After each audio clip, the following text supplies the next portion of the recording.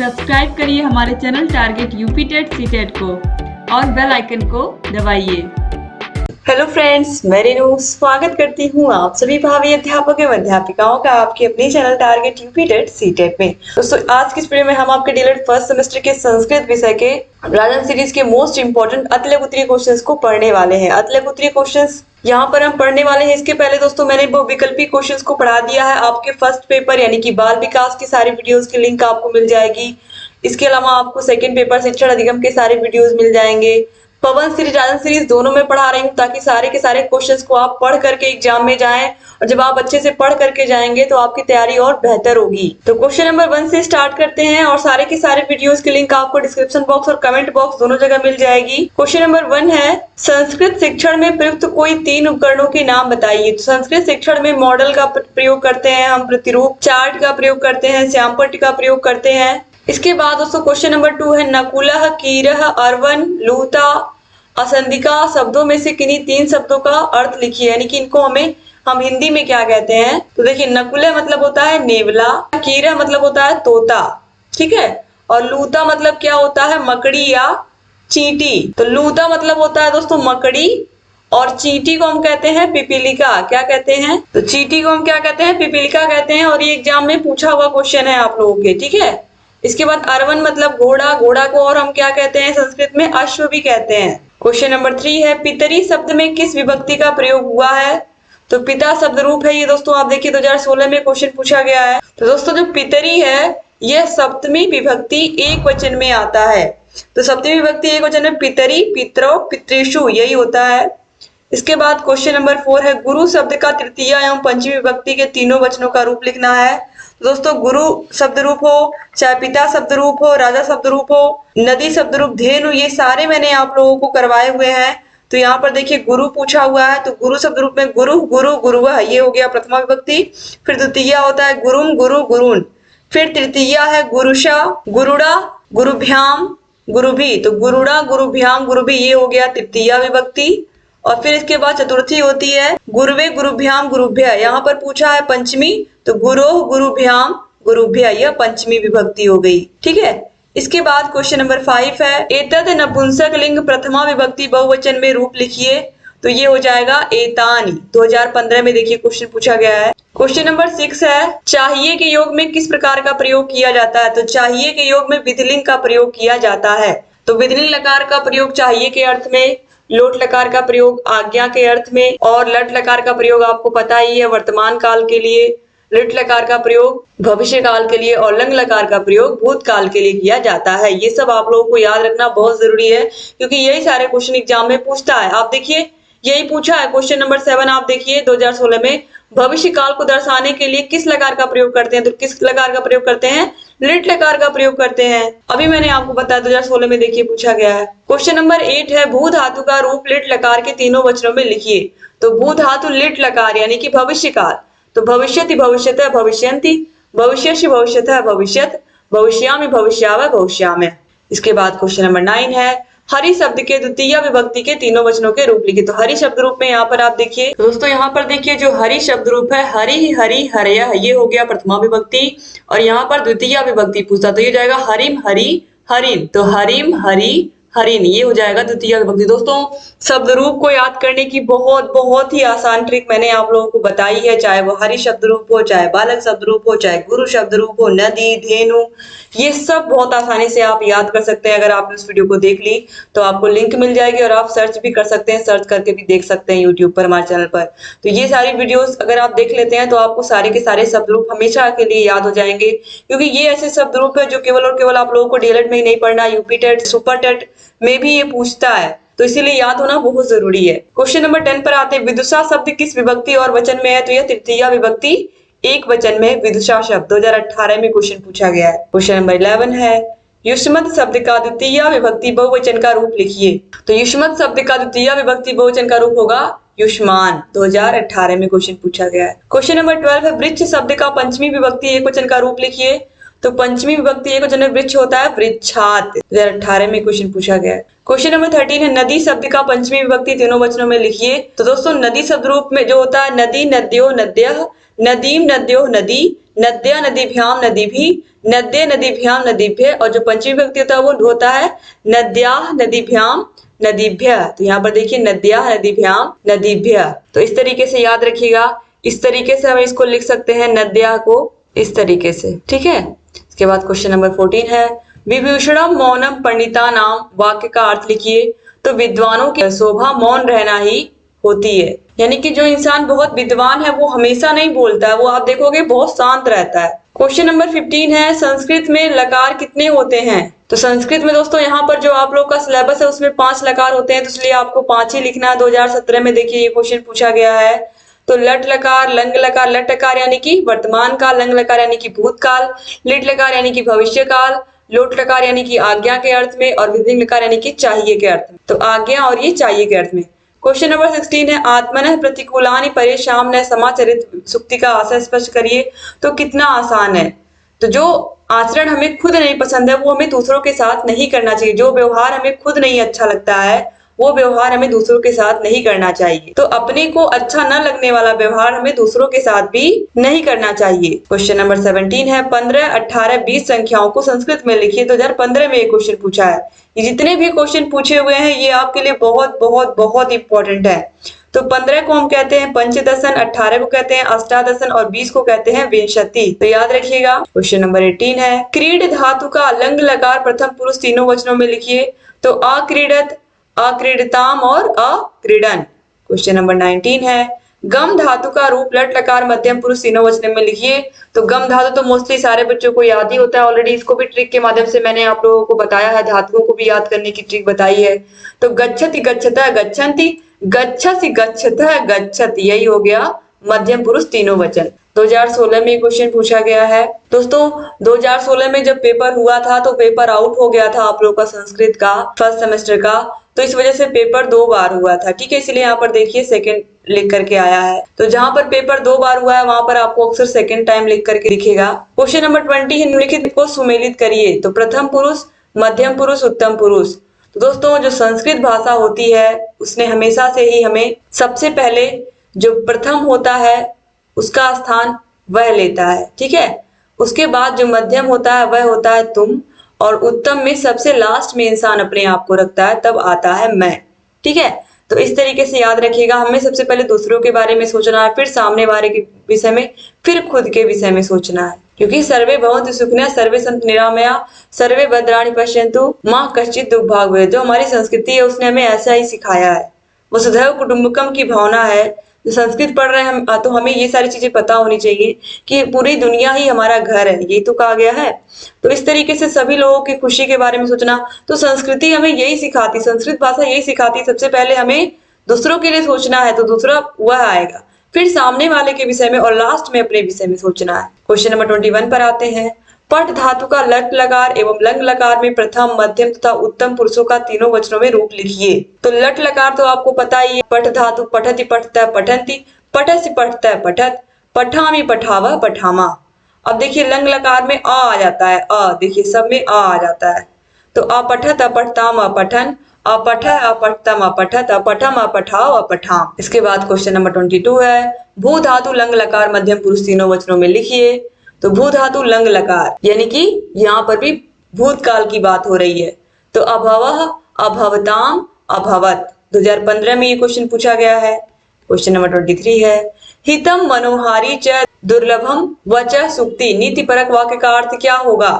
तो हितकारी और मन को अच्छे लगने वाले जो वचन होते हैं आजकल वो बहुत दुर्लभ हो गए हैं, यानी कि हितकारी और मनोहर वचन एक साथ दुर्लभ है। इसका ये भी अर्थ है दोस्तों कि ऐसे वचन जो हमें अच्छे भी लगे और हमारे लिए हितकारी भी हो वह दुर्लभ है। जैसे एग्जाम्पल के तौर पर कि ऐसी दवा जो मीठी भी हो और हमारे स्वास्थ्य के लिए अच्छी भी हो, तो ऐसा अक्सर होता नहीं है, क्योंकि दवा क्या होती है, कड़वी होती है। तो यानी कि जैसा हम सोचते हैं कि दवा मीठी हो तो ऐसा नहीं होता है, लेकिन जो कड़वी दवा होती है वो हमारे लिए बहुत अच्छी होती है। ऐसे ही जो हितकारी वचन होते हैं वो हमें सुनने में तो अच्छे नहीं लगते हैं, लेकिन वो क्या होते हैं, हमारे लिए बहुत अच्छे होते हैं। तो ऐसे वचन जो हितकारी भी हो और मनोहर भी हो वो दुर्लभ होते हैं, क्योंकि जरूरी नहीं जो चीज अच्छी हमें बताई जा रही है वो हमें सुनने में भी अच्छी लगे। जो हमारे लिए हितकारी है जरूरी नहीं कि वो हमें सुनने में भी अच्छी लगे। तो हितकारी और मनोहर यानी कि जो हमारे हित के भी वचन हो, जो हमें अच्छे भी लगते हो, दोनों चीजें एक साथ होना क्या है, दुर्लभ है। इसके बाद क्वेश्चन नंबर 24 पर आते हैं। संस्कृत में पुरुष कितने होते हैं? तो आपको पता है ये 3 पुरुष होते हैं, प्रथम पुरुष, मध्यम पुरुष और उत्तम पुरुष। 2017 में ये क्वेश्चन पूछा गया है। और ये देखिए ये जो सूक्ति है, हितम मनोहारी च दुर्लभम वचन, यानी कि हितकारी और मन को अच्छे लगने वाले वचन या मनोहर वचन दुर्लभ होते हैं। तो यहाँ पर देखिए 2015 में और 18 में ये क्वेश्चन पूछा गया है। क्वेश्चन नंबर 25 है, ये भी बहुत अच्छा सूक्ति है। न्यायात पथम प्रविचलन्ति पदम न धीरा, यानी कि जो वीर पुरुष होते हैं, धीर पुरुष होते हैं, अच्छे पुरुष होते हैं, वह कभी भी न्याय के मार्ग से, सच्चाई के मार्ग से विचलित नहीं होते हैं। वो हमेशा सच का साथ देते हैं और सच के रास्ते पर ही चलते हैं। क्वेश्चन नंबर 26 है, राज पुरुष का समास विग्रह कीजिए तथा समास का नाम बताइए। तो राज पुरुष को राज्ञ धन पुरुष, यहाँ पर तत्पुरुष समास होता है। याद रखिएगा राज पुरुष में क्या होता है, तत्पुरुष समास होता है। क्वेश्चन नंबर 27 पर आते हैं। अनियर प्रत्यय लगाकर 2 शब्द बनाइए। तो देखिए ये हो गया श्रवणीय और ये हो गया क्रीडनीय। इसके अलावा पठ धातु में लगाएंगे तो पठनीय हो जाएगा, ठीक है। गम धातु में लगाएं तो गमनीय हो जाएगा। अगर हंस धातु में लगाएंगे तो हंसनीय हो जाएगा, ठीक है। इसके बाद आगे बढ़ेंगे हम। क्वेश्चन नंबर 28 है, सेवक स्वीकार्यम अकरोत। संस्कृत वाक्य का हिंदी में अनुवाद करिए। तो सेवक स्वकार्यम, यहाँ पर स्वीकार्यम नहीं होगा दोस्तों, स्वकार्यम होगा, स्वकार्यम। सेवक स्वकार्यम अकरोत, तो सेवक ने अपना काम कर लिया। अकरोत आ लगा है, इसका मतलब यह क्या है, भूतकाल में काम हो चुका है। 2018 में देखिए क्वेश्चन पूछा गया है। ये अनियर प्रत्यय भी देखिए पूछा गया है। ये सारे प्रत्यय मैंने आप लोगों को पढ़ा दिए हैं। अनियर प्रत्यय पूरा पढ़ा दिया है। इसके अलावा सानच प्रत्यय पढ़ाया है मैंने, कत्वा प्रत्यय, लेप प्रत्यय, ये सब मैंने पढ़ाया है आप लोगों को। क्वेश्चन नंबर 29 पर आते हैं। 15 एवं 19 संख्याओं को संस्कृत में क्या लिखेंगे? तो 15 को पंचदशन और 19 को हम एकोनविंशति भी कहते हैं और ऊनविंशति भी कहते हैं। और ये मोस्ट मोस्ट मोस्ट इंपॉर्टेंट है, ये बार बार एग्जाम में पूछा गया है कि 19 को हम संस्कृत में क्या कहते हैं।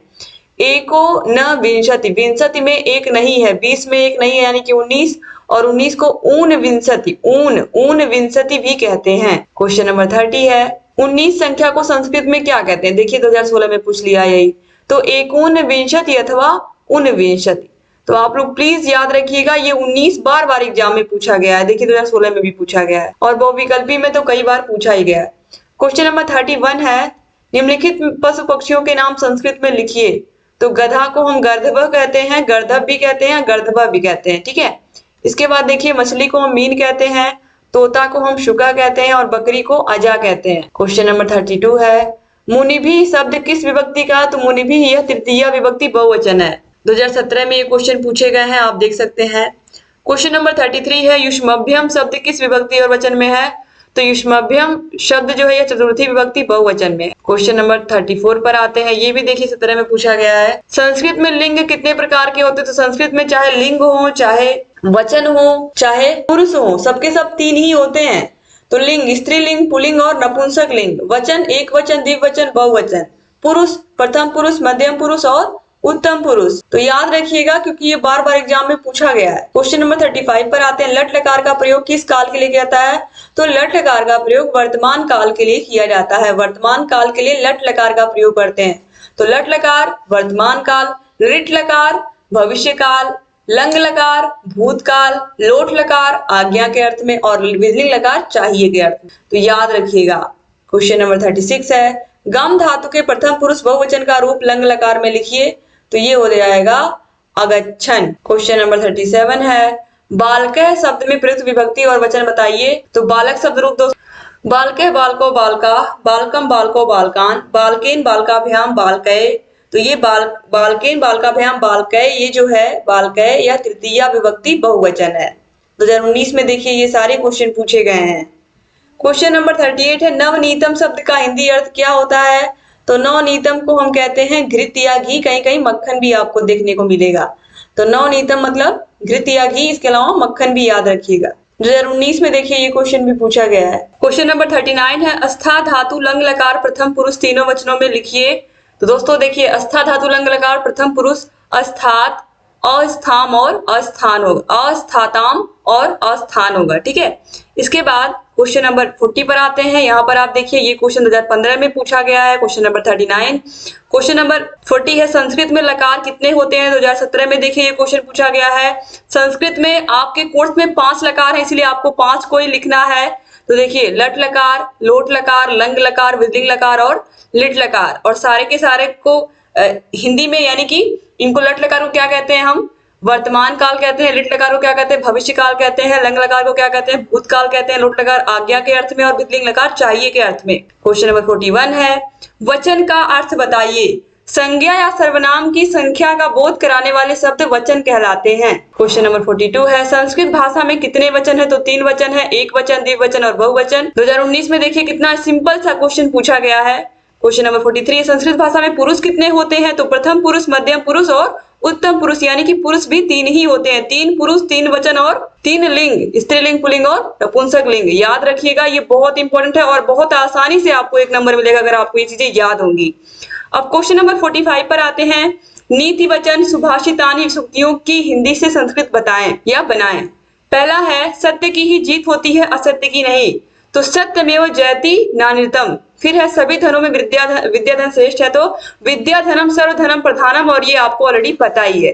आचरण श्रेष्ठ धर्म है, तो आचार्य परमो धर्मा। इसके बाद क्वेश्चन नंबर 45 है, निम्नलिखित हिंदी वाक्यों को संस्कृत में ट्रांसलेट करिए। तो पहला है, नदी कोश भर तक टेढ़ी है, तो क्रोशम कुटिला नदी। लोभ मोह मनुष्य के शत्रु हैं, तो लोभ मोहा च मानवस्य शत्रुस्तः। क्वेश्चन नंबर 46 है दोस्तों, लिंग को परिभाषित करिए। तो संज्ञा के जिस रूप से स्त्री अथवा पुरुष वाचक होने का बोध होता है उसे हम लिंग कहते हैं। जैसे कि लड़की को हम स्त्रीलिंग कहते हैं, लड़के को हम पुल्लिंग कहते हैं। क्वेश्चन नंबर 47 है, पुल्लिंग किसे कहते हैं? तो जिन शब्दों से पुरुष जाति का बोध होता है उसे हम क्या कहते हैं? पुल्लिंग कहते हैं। क्वेश्चन नंबर 48 है, स्त्रीलिंग किसे कहते हैं? तो जिन शब्दों से स्त्री यानी कि मादा जाति का बोध होता है उसे हम स्त्रीलिंग कहते हैं, जैसे कि लड़की हुई, बकरी हुई। क्वेश्चन नंबर 49 है, अण प्रत्याहार के अंतर्गत कौन कौन से वर्ण आते हैं? तो दोस्तों, अण प्रत्याहार के अंतर्गत अ, ई, उ, ड़, इस तरीके से। तो यहाँ पर ये जो अ, ई, उ है यही 3 होंगे। ठीक है, यहाँ पर मां नहीं बल्कि होगा अ, ई, उ। ठीक है, तो अ, ई और उ, ये 3 अक्षर या 3 वर्ण इसमें आएंगे। याद रखिएगा, मैंने पूरा प्रत्याहार माहेश्वर सूत्र बहुत अच्छे से आप लोगों को पढ़ाया है। माहेश्वर सूत्रों की संख्या 14 होती है और इसे किसने दिया था? महर्षि पाणिनि ने दिया था। याद रखिएगा, संस्कृत की पहली क्लास में मैंने आप लोगों को पढ़ाया है। क्वेश्चन नंबर इसके बाद आते हैं 50 पर आते हैं, नपुंसक लिंग किसे कहते हैं? तो ऐसे शब्द तो ना नर का और न ही मादा का बोध कराते हैं, या तो ना तो स्त्रीलिंग का बोध कराते हैं, ना पुल्लिंग का बोध कराते हैं। तो वे शब्द क्या होते हैं? नपुंसक लिंग होते हैं। जैसे कि फल हुआ, फूल हुआ, ये सब नपुंसक लिंग में आते हैं। ठीक है, क्वेश्चन नंबर 51 है, भोजन संबंधी वस्तुएं चना, मक्खन, नमक एवं रोटी को संस्कृत में क्या कहते हैं? तो दोस्तों यहाँ पर आप देखिए, हम चना को कहते हैं चड़क, मक्खन को कहते हैं नवनीतम, इसको हम घी भी कहते हैं, नमक को हम लवण कहते हैं, और रोटी को हम करकट्टिका कहते हैं। क्या कहते हैं? करकट्टिका कहते हैं। और कपड़े को हम करपट कहते हैं। क्वेश्चन नंबर 52 है, पशु पक्षी पपीहा, पेड़, बगुला, भेड़िया के नाम संस्कृत में लिखिए। तो पपीहा, भेड़, बगुला, भेड़िया के संस्कृत में नाम क्रमशः हैं। तो हम पपीहा को कहेंगे चातकः, भेड़ को कहेंगे मेषः, बगुला को कहेंगे बलाका और भेड़िया को कहेंगे वृका। क्वेश्चन नंबर 53 है, किन्हीं 3 शाक भाजी यानी कि सब्जियों के नाम संस्कृत में लिखिए। तो यहाँ पर आप देखिए, तो अलाऊ लौकी को कहते हैं, पनस कटहल को कहते हैं, और कारवेलम केले को कहते हैं। बहुत इंपॉर्टेंट है। और कटहल को क्या कहते हैं? पनस कहते हैं। क्वेश्चन नंबर 54 है, शरीर के विभिन्न 5 अंगों के नाम संस्कृत में लिखिए। तो नाखून को नकह कहते हैं, दांत को दशनम कहते हैं, आंख को लोचनम कहते हैं, सिर को मुंडम कहते हैं, गर्दन को ग्रीवा कहते हैं। क्वेश्चन नंबर 55 है, संज्ञा को परिभाषित करिए। किसी व्यक्ति, वस्तु, स्थान या भाव को हम क्या, किसी व्यक्ति, वस्तु या स्थान के नाम को हम संज्ञा कहते हैं। क्वेश्चन नंबर 56 है, निम्नलिखित संस्कृत वाक्यों का हिंदी में अनुवाद करिए। तो सा निसर्गेण चंचला, तो वह स्वभाव से चंचल है। सपादिन खंजर, वह पैर से लंगड़ा है। क्वेश्चन नंबर 57 है, आसपास की वस्तुएं, पेड़, घर, बागीचा तथा पौधे के संस्कृत में नाम लिखिए। दोस्तों देखिए, पेड़ को वृक्ष कहते हैं, घर को गृहम कहते हैं, बगीचा को उद्यान कहते हैं, और पौधे को क्या कहते हैं? पादप। क्वेश्चन नंबर 58 है निम्नलिखित फल व सब्जियों के नाम संस्कृत में लिखिए। तो जामुन को जम्बू, आम को आम्र, कद्दू को मधुर, कुष्मांडम और करेला को क्या कहते हैं, कारवेलम। इसके बाद दोस्तों यहाँ पर आप देखिए फिर वही पूछा है, करेला को संस्कृत में कारवेलम कहते हैं, ठीक है, तो याद रखिएगा कारवेलम। और केला को क्या कहते हैं, अगर एग्जाम में पूछ लिया तो कदली फलम, क्या कहते हैं, कदली फलम। तो दो जगह पूछा है, यहाँ पर देखिए करेला को कारवेलम और यहाँ पर भी देखिए, याद रखिएगा। इसके बाद आगे बढ़ेंगे, क्वेश्चन नंबर 59 है पशु पक्षियों कौवा, भौरा पक्षी तथा कोयल को संस्कृत में क्या कहते हैं। तो देखिए कौवा को काका, भौरा को भ्रमरा, पक्षी को खगा, कोयल को पिका कहते हैं, कोयल को पिका कहते हैं, याद रखिएगा। क्वेश्चन नंबर 60 पर आते हैं, आसपास की वस्तुएं जैसे कि फूल, चौराहा, अनार, नींबू, गेंद को संस्कृत में क्या कहते हैं। तो देखिए फूल को पुष्प कहते हैं, चौराहा को चतुष्पद कहते हैं, अनार को दाड़िम कहते हैं, नींबू को नींबूकम कहते हैं और गेंद को कंदुका कहते हैं। क्वेश्चन नंबर 61 है वाच्य शब्द का वाच्य संस्कृत में पुल्लिंग है या स्त्रीलिंग है, वाच्य शब्द, तो यह स्त्रीलिंग है। क्वेश्चन नंबर 62 है संज्ञा एवं सर्वनाम को उदाहरण सहित बताइए। तो संज्ञा जैसे कि मोहन, सोहन, आगरा, दिल्ली, कानपुर, कुर्सी, मेज और सर्वनाम हम मथुरा गए। तो हम ये क्या है, हम है, मैं है, वह है, ये जो संज्ञा के स्थान पर प्रयोग होने वाले शब्द है ये क्या होते हैं, सर्वनाम होते हैं। क्वेश्चन नंबर 63 है पितृ सखी इदम ककुब अप अदस शब्दों में से संज्ञा व सर्वनाम को छांटिए। तो देखिए यहाँ पर संज्ञा हो जाएगा पितृ और सखी, बाकी इदम, ककुब, अप और अदस ये सब क्या हो जाएंगे, सर्वनाम शब्द हो जाएंगे। क्वेश्चन नंबर 64 है निम्नलिखित नीति परक हिंदी वाक्यों का संस्कृत में अनुवाद करिए। तो सज्जन पुरुषों की बात को मानना चाहिए। तो कर्तव्यम हिम सताम वचा। फिर है विद्या धर्म से ही शोभा देती है। तो विद्या धर्मेण शोभते। क्वेश्चन नंबर 65 है हम सब पाठ पढ़ेंगे, वाक्य का संस्कृत में अनुवाद कीजिए। तो वयम पाठ है पठिष्यामा। क्वेश्चन नंबर 66 है संज्ञा के भेद हैं। तो संज्ञा के 3 भेद है दोस्तों, यहाँ पर संस्कृत में आप पढ़ रहे हो तो आपको 3 ही लिखना है, 5 नहीं लिखना है, याद रखिएगा। जब आप संस्कृत में पढ़ रहे हो संज्ञा के भेद तो आपको 3 ही लिखने हैं, क्योंकि बहुविकल्पी क्वेश्चन अगर आप लोगों ने पढ़ लिया जो मैंने पढ़ाया है तो उसमें 3 ही सही है। संस्कृत में 3 ही संज्ञा होती है, आप बहुविकल्पी में देख लीजिएगा, मैंने पढ़ा दिया है। केवल हिंदी में 5 संज्ञा होती है, जैसे कि संस्कृत में जैसे हिंदी में 8 कारक होते हैं लेकिन संस्कृत में 6 कारक ही माने गए हैं, ठीक है, इन बातों का ध्यान रखिएगा आप लोग। क्वेश्चन नंबर 67 है संस्कृत में 4 पशुओं के नाम लिखिए। तो देखिए अजा, कुकुरह, गौ, सिंह, अश्व। तो अजा मतलब बकरी, कुकुरा मतलब कुत्ता, गौ मतलब गाय, सिंह मतलब शेर, अश्व मतलब घोड़ा। क्वेश्चन नंबर 68 है निम्नलिखित शब्दों में से किन्हीं 6 शब्दों के संस्कृत में नाम लिखिए। घोड़ा, कुत्ता, हिरन, बकरी, कोयल, चिड़िया, पेड़, तरबूज, लड्डू, अनार। तो घोड़ा को अश्व, हिरन को मृगा, कोयल को कोकिला या कीड़ा आपने देखा था, पेड़ को वृक्षा, लड्डू को मोदका, कुत्ता को कुकरा, बकरी को अजा, चिड़िया को चटका, तरबूज को कालिंदम और अनार को दाड़िम कहते हैं। और ये सब क्वेश्चन देखिए 2016 में पूछे हुए क्वेश्चन है। क्वेश्चन नंबर 69 है, ये भी देखिए पूछा हुआ 2016 में। मकरा, सारिका, मराला, सस्का को संस्कृत शब्दों में से किन्हीं 2 शब्दों का हिंदी में अर्थ लिखिए। तो मकरा मतलब घड़ियाल, सारिका मतलब मैना, मराला मतलब हंस या बत्तख और सस्का मतलब खरगोश। क्वेश्चन नंबर 70 है निम्नलिखित शब्दों में से पुल्लिंग, स्त्रीलिंग और नपुंसकलिंग शब्दों को अलग अलग करिए। तो हिमालय, सागर, राजन, गंगा, नदी, वधु, फलम, पुस्तकम, सौंदर्यम। तो इसमें पुल्लिंग शब्द कौन कौन है। तो इसमें देखिए दोस्तों पुल्लिंग शब्द हिमालय है, सागर है और राजन यानी कि राजा है। और स्त्रीलिंग में गंगा है, नदी है और वधु है। फिर नपुंसक लिंग में कौन आएगा, पुस्तक आ जाएगा, इसके अलावा फल आ जाएगा और सौंदर्यम आ जाएगा। क्वेश्चन नंबर 71 है संप्रदान कारक का प्रयोग किस विभक्ति के लिए होता है। तो संप्रदान कारक कर्ता, कर्म, करण, संप्रदान यानी कि चतुर्थी विभक्ति, तो ये के लिए प्रयोग होता है। संप्रदान कारक चतुर्थी विभक्ति में आता है और अपादान कारक पंचमी विभक्ति। क्वेश्चन नंबर 72 है ध्रुवम पाए अपादानम से संबंधित विभक्ति का नाम लिखिए। तो अपादान कारक यानी कि पंचमी विभक्ति 2018 में देखिए क्वेश्चन पूछा गया है।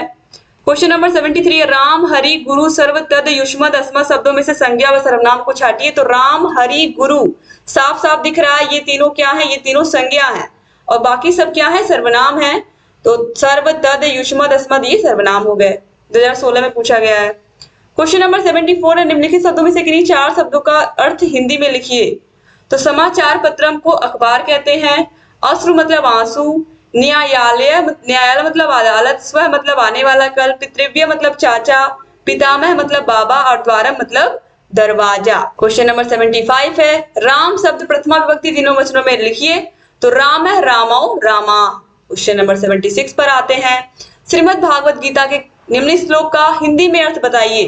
तो यदा यदा हि धर्मस्य ग्लानिर्भवति भारत अभ्युत्थानम धर्मस्य तदात्मानं सृजाम्यहम्। तो इसका मतलब होता है, हे भारत, हे अर्जुन, जब जब धर्म की हानि होगी, यहाँ पे भगवान श्री कृष्ण संबोधित कर रहे हैं अर्जुन को कि जब जब धर्म की हानि होगी एवं अधर्म की वृद्धि होती है तब तब मैं अपने आप को प्रकट करता हूँ, अर्थात मैं साकार रूप में अवतरित होता हूँ। यानी कि जब भी पृथ्वी पर अधर्म बढ़ता है उस समय मैं अवतार लेता हूँ। ठीक है। क्वेश्चन नंबर 77 है, श्रीमद् भगवत गीता के निम्नलिखित हिंदी खंड का संस्कृत में अनुवाद करिए। तो इसको, आत्मा को न तो शस्त्र काट सकते हैं, न इसे अग्नि जला सकती है, न जल इसे गीला कर सकता है और न वायु से सुखा सकती है। यानी कि आत्मा सदा ही क्या होती है, विकार रहित स्थिति में होती है। तो इसका तो अर्थ आपको पता ही है, नैनम छिन्दन्ति शस्त्राणि नैनम दहति पावक न चैनम क्लेदन्त्यापो न शोषयतु मारुतः। तो इस तरीके से यहाँ पर जितने भी क्वेश्चन थे आप लोगों के संस्कृत में, आप लोगों के राजन सीरीज में मैंने खत्म करवा दिया। उम्मीद करती हूँ ये वीडियो आपको पसंद आई होगी और आप लोग इसको अपने प्रिय दोस्तों को जरूर शेयर करेंगे, अपने प्रिय मित्रों को अपने कॉलेज के ग्रुप में, ताकि अधिक से अधिक हमारे डीएलएड के भाई बहन हमसे जुड़ करके इन वीडियोस का लाभ ले। दोस्तों एक ही वीडियो में सारा मैं पढ़ा दे रही हूँ ताकि आपका समय भी बचे और आप लोग की जो तैयारी है वो बेहतर हो पाए। दोस्तों आप लोग सारे के सारे वीडियोस को देख सकते हैं, डिस्क्रिप्शन बॉक्स, कमेंट बॉक्स में हर एक विषय की वीडियोस की लिंक मिल जाएगी। सारे विषय, फर्स्ट पेपर आपका बाल विकास, सेकंड पेपर शिक्षण अधिगम आपका साइंस यानी कि विज्ञान विषय, आपका संस्कृत, सब मैंने पढ़ा के खत्म कर दिया। आप सबको देख सकते हैं और अगर चैनल को सब्सक्राइब नहीं किया तो प्लीज तुरंत सब्सक्राइब भी कर दीजिए और बगल में बेल आइकन होगा उसको भी प्रेस करना मत भूलिएगा, ताकि जो भी नई वीडियोस हम बनाते हैं उसका नोटिफिकेशन आपके पास समय से जाए और आप बिना मिस के सारे वीडियोस को ऐसे ही देखते रहें। जय हिंद।